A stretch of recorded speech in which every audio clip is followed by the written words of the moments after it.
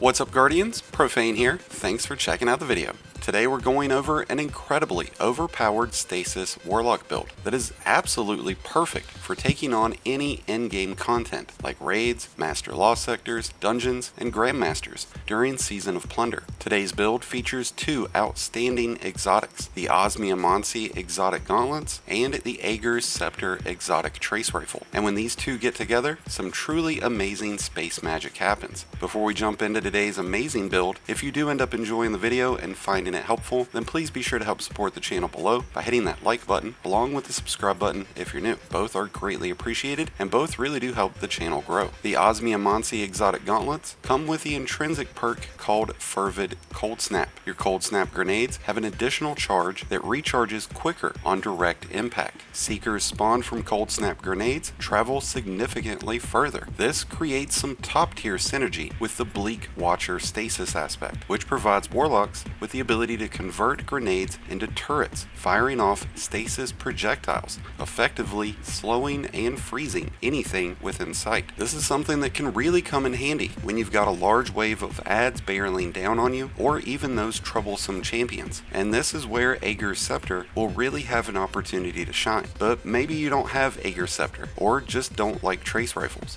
This will still be an extremely effective and absolute top tier build for you to utilize, as it pairs up extremely well with other stasis weapons like Riptide, Lingering Dread, and Palmyria, which can all drop with Chill Clip, an extremely top tier weapon perk that will slow and freeze your enemies. Weapons like Vulpecula and New Purpose can play significant roles with this build, as they can come with Headstone, which spawns a stasis crystal after precision final blows. Since grenade regeneration is a key component with this build, weapons that come with Demolitionist will be a great choice for getting that grenade energy back. Kinetic weapons that offer osmosis, like the Braytech Werewolf, will be great with this build, as you'll change the damage type of the weapon to stasis whenever throwing your grenade. And last but not least, one of the most unique of all the stasis weapons, the Zephyr Stasis Sword, is an excellent option with this build, which can come with Cold Steel, which slows and freezes targets on powered sword hits. And when using the Zephyr alongside Ager's Scepter, you'll refill Ager's magazine after every kill. Just one of the many reasons why Ager's Scepter is a vital part of this build. Ager's Scepter comes with two phenomenal intrinsic traits, along with a very impactful catalyst. Ager's Scepter comes with Ager's Call, which generates a slowing burst around defeated targets. Riga's Refrain transfers ammo from your reserves to the magazine of Ager's Scepter when getting final blows from any stasis source, not just with Ager's Scepter. But the real doozy comes with Ager's Catalyst, called Will Given Form. This gives you a secondary mode for Ager's Scepter, which overflows your magazine and boosts the damage output of Ager's Scepter while draining your super. This equals out to be an 80% increase in damage done by Ager's Scepter, and this will also allow Ager's Scepter to slow and freeze targets without requiring a kill. This ability can only be activated when your super energy is full, which is why we're going to ensure that we have our super as often as possible when putting this build together. And since we're also using the Osmiomancy gauntlets, we'll be ensuring that we have plenty of stasis turrets to throw around as well. So let's start by taking a look at your stasis subclass. Along with the Bleak Watcher aspect, we're using Glacial Harvest. This will create one stasis shard for each rank and file enemy that is frozen, and will create 3 stasis shards for stronger enemies. Glacial Harvest is an extremely important aspect for this build, which we will discuss more in detail later on in the video. For our fragments, we're going with Whisper of Chains. While you are near frozen targets or friendly stasis crystals, you take reduced damage from targets. This will also provide a 10-point bump in your recovery and will significantly improve your survivability in tougher content. We're using Whisper of Torment, which will give you grenade energy each time you take damage from targets, greatly improving the recharge rate of your grenade energy. Using Whisper of Fissures will increase the damage and size of the stasis burst, boost when destroying stasis crystals or defeating a frozen target. And finally, Whisper of Hedrons, which dramatically increases your weapon stability, aim assist, weapon airborne effectiveness, your mobility, resilience, and recovery after freezing a target with any stasis source. While this does come with a 10-point reduction to your strength, the advantages far exceed the negatives with this fragment. Now let's take a look at the armor and mods that will best suit this in-game stasis build. Starting with Grenade Kickstart, a stasis gauntlet mod that provides you with grenade energy whenever your energy is expended. While in PvE content, the use of one Grenade Kickstart mod will give you a 15% bump to grenade energy, while two mods will give you 25%. This boost is reduced when it comes to PvP though, only providing 7.5% for one mod and 12.5%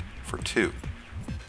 To further improve the recharge rate of our grenade, we're doubling down on Firepower mod. While charged with light, regain a portion of your grenade energy when using your grenade.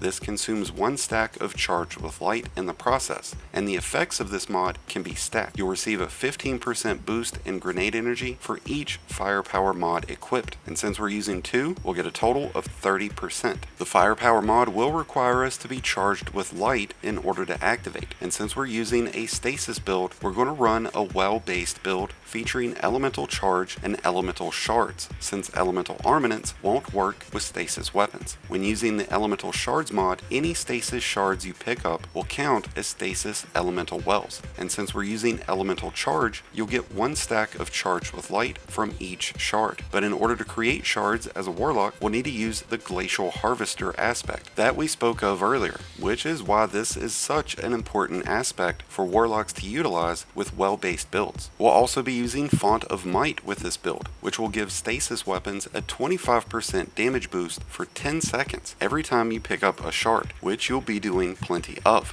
And this is another extremely important mod for this build, as it will stack with the damage boost that Ager's Scepter already gets from its catalyst, making it far more deadly. And with Ager's Scepter in mind, I find it extremely beneficial to use the Solar Helmet mod called Ashes to Assets. This provides you with bonus super energy on grenade kills. While it might remove your ability from applying a Trace Rifle Scavenger mod, this is an excellent way to get your super back quickly, so you can utilize the functions of Ager's Catalyst. You'll get between 2 and 4% energy back on grenade kills against rank and file adds, and between 7 and 13% back on higher ranking enemies. And it's for the same reason that we're using Harmonic Siphon mod, which will create orbs off of stasis weapon kills, allowing you to get your super back even faster. And since we're now creating an adequate amount of orbs, it's a great opportunity to use the solar leg mods called Recuperation and Innervation, which will replenish your health and reduce your grenade cooldown every time you pick up an orb. Bear in mind that you will only be able to pick up orbs when your super energy is not full. And to wrap all of this in a pretty bow, we're finishing off this build with the solar class item mod called Bomber and Explosive Finisher. Bomber will reduce your grenade cooldown when using your Rift, and Explosive Finisher will fully restore your grenade energy when performing a finisher. It will consume a fifth of your super in the process, but instantly provide you with another grenade if you find yourself low on energy. When putting together the armor for this build, you want to focus heavily towards discipline and recovery. This way, you'll not only have the fastest recharge possible for your grenades, but also for your Rift and health recovery, which will be immensely important when you load into higher difficulty content like Grandmasters and Raids. And once you've pieced it all together, you have yourself an amazing top-tier Warlock build for any in-game content, capable of freezing everything in sight with an endless supply of turrets while unleashing unholy hell with Ager's Scepter. And with that being said, I highly encourage you all to put this build together for yourselves, and let me know how you like it in the comments below. You can find a Destiny item manager link for this build in the description below. That's going to wrap things up for today's video on the best Stasis Warlock build for in-game content. Thank you as always for checking out today's video. If you enjoyed and found it helpful, then please be sure to hit that like button below, along with the subscribe button if you're new. Both are greatly appreciated, and both really do help support the channel. If you're in need of any help throughout this season, maybe with a raid, dungeon, nightfall, or anything else, then be sure to check out the Discord link in the description below and join one of the greatest communities in all of Destiny. And until next time, Guardians, this has been Profane, wishing you all some happy hunting.